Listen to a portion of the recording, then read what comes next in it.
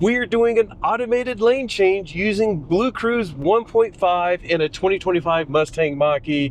This is our first drive using BlueCruise 1.5. I'm Patrick.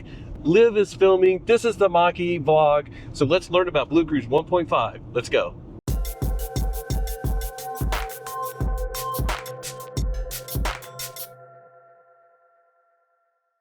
We just hopped in this 2025 Mustang Mach-E that has BlueCruise 1.5. Literally only been driving it for like 30 seconds, but let's turn on BlueCruise. It tells me BlueCruise is available. I'm waiting to see, can Liv catch that before it goes away? I got it. So then now BlueCruise is on. The animations and graphics are different in the 2025.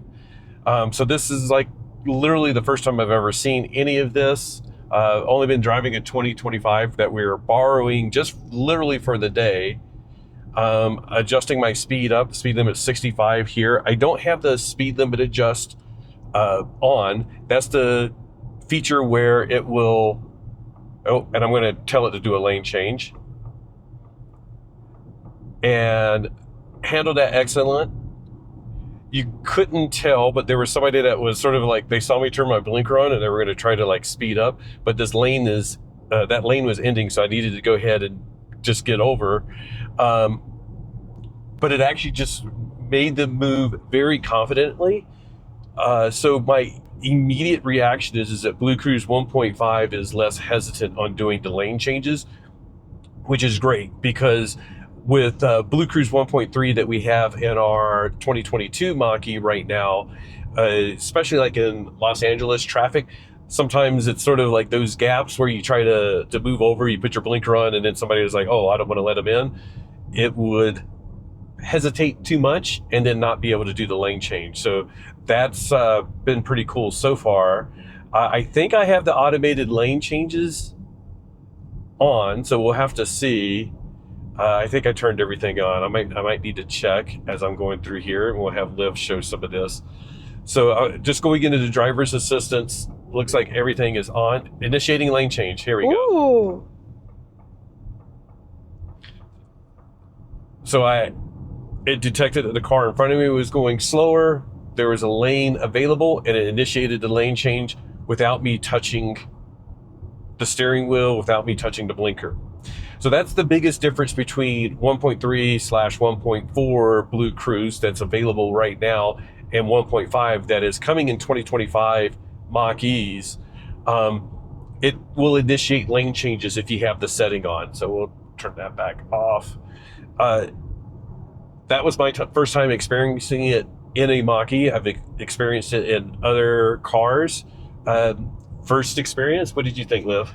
Oh my gosh. Okay, so firstly, because I was trying to film, I wasn't like fully prepared for when that was happening, and it felt seamless. So I feel like if it had been surprising in any way or jerky or anything like that, I would have noticed it even more. But it felt really seamless and confident, and it was cool how it initiated the change. It indicated, it was very polite, and then it sped up as soon as it was safe to do so. And the speeding up was very natural too. Like it felt like a confident, good driver. Like I feel like a lot of the ADAS systems, it's sort of like with those robot vacuums, they're different age groups, right? Yeah. So like the robot vacuums, you have the toddler that bashes all around. And some of the ADAS, it can feel like it's a teenager, sort of, a little uncertain, but that definitely felt like a grown-up.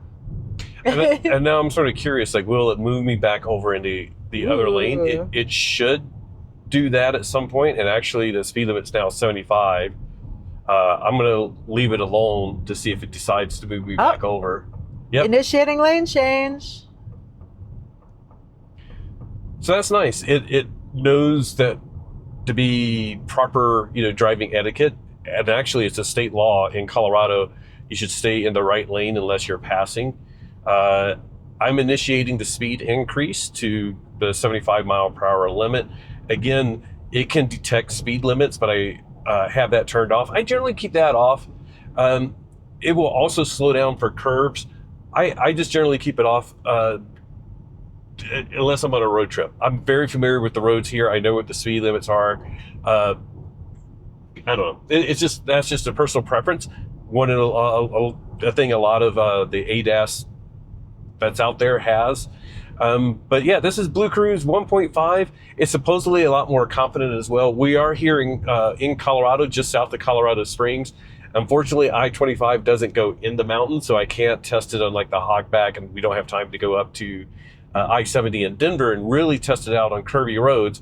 But you can see it's, you know, it's doing what most of these systems do very well. Even in our 1.3, we just did a drive from Anaheim down to Oceanside a couple of nights ago before we flew out here, and it just like 60, 70 miles, didn't have to worry about it at all. No disengagements. I initiated my own lane changes. So it is nice to have the automated, like it's just going to handle the lane changes. I'm not sure if I would keep that feature on all the time or not. You know, I like being a little bit in control. Here we have an off ramp. Let's see if it does any type of deviation. Of course, they have the dotted lines now that just showed up. That was great. Yeah, but yeah, rock steady going through there. I think you would keep it on, because when we first tried 1.3, we were both uncertain about the lane changes. So basically you have to indicate and then it changes the lane for you. And even at that time, when we first did our first impression of it, we're like, I don't know about this. And then very quickly that became like, yeah, I did get used to the thing. Yeah, I feel like you would love this as soon as you got used to it, and it would just be like a comfort feature of like, I have to change my own lane. I think I would turn it on and off. So like on a road like this, it's just 2 lanes. We're going on a longer journey, which we're actually not today. I would probably keep it on because it's not that big of a deal. Is it scooching? No, it did not scooch that time. Not a big track. But it didn't deviate with that on-ramp. Oh, no. Yeah. So on a road like this, I think it's sort of like I can understand and predict what it's doing. The times when I think I might turn it off is like in the LA traffic, when just because of the way traffic flows, sometimes the guy in front of me might be going slower, the person in front of me might be going slower. The car might want to do a lane change, and I'm like, no, I'm good for now. I'll just stay at this lane. So there's that type of thing, and that's when we've had other cars that did automated lane changes. That's where I didn't necessarily like it. We had a Chevy Equinox press car, and I just remember it was like it would like. There was somebody going slower, so it would like change lanes, but then they would speed up, and then it would get back behind them, and then they would slow down, it would get over, and then they would speed. So it was like it was just going back and forth. And you know how it is in that kind of traffic. Like it's really hard to estimate what everyone's going to be doing. So yeah, just stick where you are. It's with any of these systems, including BlueCruise, it's good to slowly get to learn, even when you're transitioning from just one version to the next, to get used to the way it handles things.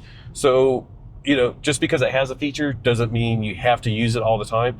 And the same thing with the hands-free. It is a hands-free system, but there's no reason why I can't keep my hands on the steering wheel, and I'll do that sometimes. Sometimes it's just resting a hand. And that's just, sometimes it's a comfort factor, especially like going through the Colorado mountains, and we have like some really tight guardrails and traffic lanes are narrow. Sometimes I'm like, yeah, I'm just gonna rest my hand there just because it feels better to me. But having the hands-free is a great thing to have on these longer journeys. I have loved having it in our Mach-E for the past 3 years. So it's been such a road trip changer. I won't say life changer, a road trip changer. Makes the road trips way more comfortable and relaxed. Been enjoying it a lot. Every time we do a BlueCruise video, we have a bunch of them. If you want to look to see like more in-depth videos on like 1.3, we have those out there. But every time I have to mention, because a lot of people, oh, here we're on a curve and it widens. Oh, that was great. Oh, that was really good. But every time we have to mention, because people are like, well, it only works on mapped roads, which is basically freeways like this. But what people don't make the second part of it is, it works basically the exact same way, but look at the Thunderbird. Ooh. Hopefully they're not having troubles. Sorry, I keep getting distracted. But on non-map roads, it'll work as long as it has lane markings and you keep your hands on the steering wheel. So it performs pretty well on, relatively on country roads where it's not super curvy. If it's super curvy, it will cancel. But on around town, we have some like expressways where there's some stoplights and things like that. It works, but I have to have my hands on, and I have to know, like, it'll slow down if I'm the second person in line at a stoplight. But if I'm the first person and it sees a red light, it's just going to blow right through it. But those are just the things that, like, there's a lot of the ADAS that operates pretty similar. We've tested a lot. I think BlueCruise is one of my favorites. Part of that is because I think it's great technology. Part of that is because it's what I'm comfortable with and I'm used to. It does just such a great job of giving me confidence in what it's doing. And I think that's the big key. And I'll throw it over to Liv, because like the true test of ADAS is how does your passenger feel? And with BlueCruise, there was one time we were going up to LAX, and it was like 2 hours of stop and go traffic. And I finally turned off BlueCruise, and Liv was like, "You had BlueCruise on that whole time?" I was like, "Yep, it handles stop and go and all of that." Yeah, so if you're handing it over to me as the passenger, it is really cool because I feel comfortable, and I can't tell when he's using it or not. Now I can see where your feet are, but like, I really can't tell. And I think that's cool, and you really want that, because you want your passengers to feel comfortable with it too. And we have used ADAS systems before where it's like, you could brake sooner. You could brake sooner, car, or things like that. Let me interrupt. I'm going to get off here. So I tapped on the brake, canceled. We're on a very tight schedule, so I'm going to turn around and go the other direction. Uh-oh. Cattle guard. No, I'm like, can I get back on? Oh, shoot. There is... Oh, here we go. It is just a very narrow... You guys are potentially seeing this. This is like one of those... One lane under... Oh, this is interesting. Oh, this is terrifying. Oh, we need a rally. Oh my gosh. Honk while you're going through, right? Oh, that was... That was in Albany. Yeah, by a friend's house. This is an unexpected little detour. This is what you get when you watch a Mach-E vlog BlueCruise video. So, okay. Oh, all right. Cool. So we're good. Back. We're going to head back, and I'm actually going to go to a charger. We have another video that we're getting ready to do that's going up Pikes Peak. So, wow, we went pretty far. Yeah, it's easy to go far with BlueCruise. So while Patrick does that, continue 10 miles. And we sneak back onto the highway, it is easy, I think, to go far with BlueCruise because... And I'm going to hit resume, even though we're behind a truck doing 55. And we're good. And you're good. And the animation is different, which is cool. And we've gotten that on camera. And hopefully we're getting it on the other camera. But maybe we can get a nice comparison with BlueCruise 1.3. But it does seem like it was doing the lane change by itself. Yep. That's great. I love the animation of it. Hopefully we can catch that again because it's just deceptive. You just kind of relax into the comfort of this collaborative system, right? Yeah. And that's something else I wanted to touch on. Go for it. Collaborative is the key word. In the difference between BlueCruise and some other ADAS is that it is, I think, a more collaborative system. And what I mean by that is actually just getting on that on-ramp, there was like a tire like on the shoulder. There's been a couple of times where the tire, like a blown out tire's in my lane. And with BlueCruise, I can just like swerve over like a foot or so, get around that tire, and I'm good to go. Some other systems, as soon as I try to move over a foot, it will throw me out of whatever ADAS that is, which can also be very disorienting a little bit because it, let's see if it changes lanes. It should. Yep, there we go. All right, cool. That was nice and predictable.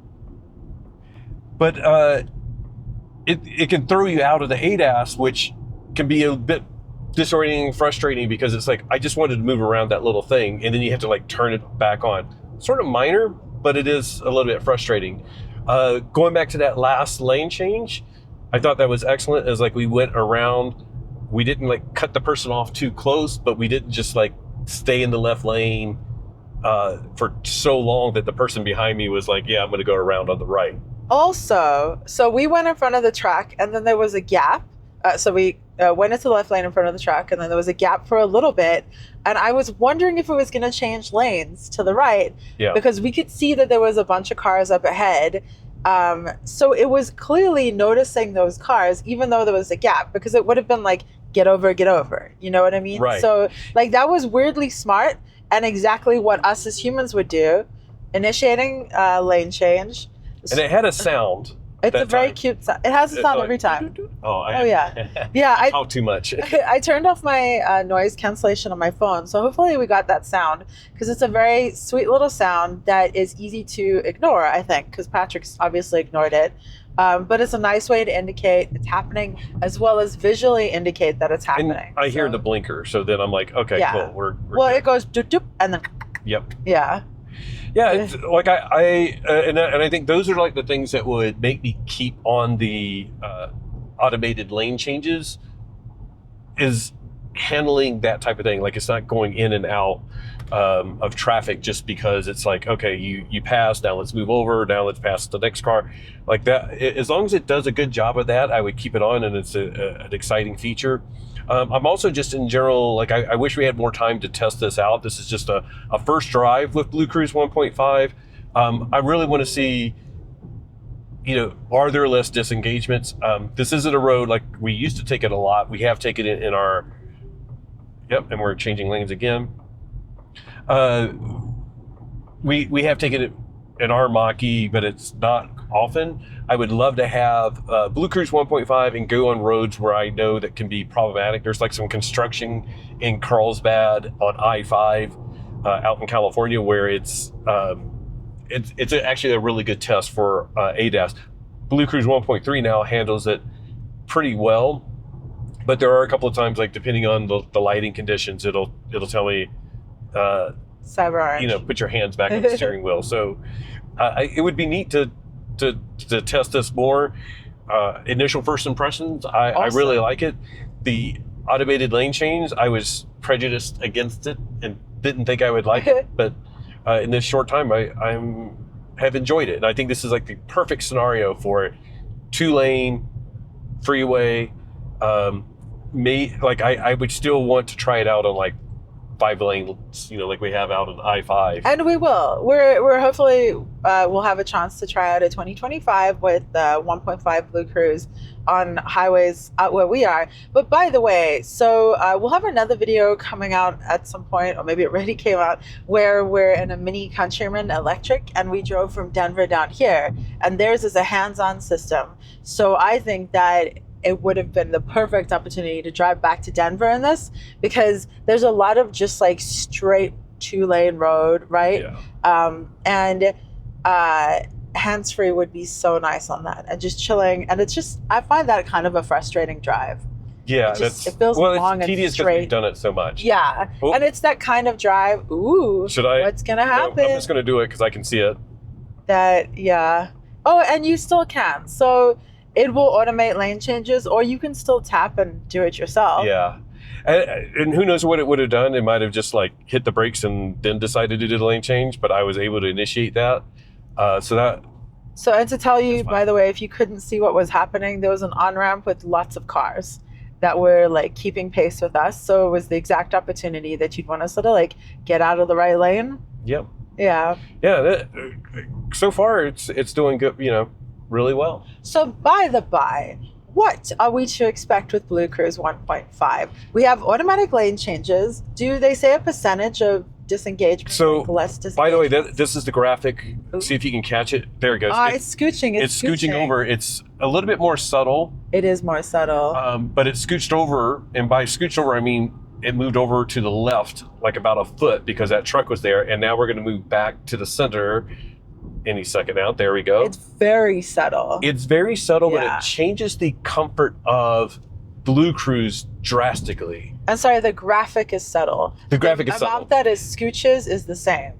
It Definitely is feel a it, subtle amount, but it makes a huge difference in your comfort level. So Yes. I really like that. We're coming up. Our charger is in 1.5 miles, so I think we can wrap this video up. Again, this is just our first impressions of BlueCruise 1.5.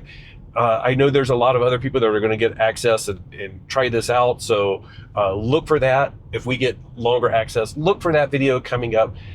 We are here in Colorado this week because it's Pikes Peak International Hill Climb Week. We have a lot of videos with the Super Mustang Mach-E. 3/4 of a mile, take exit 105 on the right to South Academy Boulevard toward airport. Oof. And we're going to quickly probably finish this up so we don't have to subject you guys. Oh, there, you muted it. I Thank just you. muted it. Thank goodness. Change lanes. Chin. There There we we go. See? It did it by itself. Cool. Our exit is coming up. It was a perfect opportunity for it to change lanes. But like Patrick was saying, we have a ton of stuff out for the Pikes Peak International Hill Climb. Ton of stuff that we filmed. A ton of stuff will be coming out. We found the coolest use of a lightning powering a coffee shop bookstore. That'll be coming out. Lots of good stuff. So be sure to like, subscribe, all of that. If you are really awesome and want to support this channel, check out our Patreon down below and our YouTube membership. And on that note, a huge thank you to our patrons whose names are scrolling across the screen right now. We so appreciate you guys and your support of us. All of you, all of your support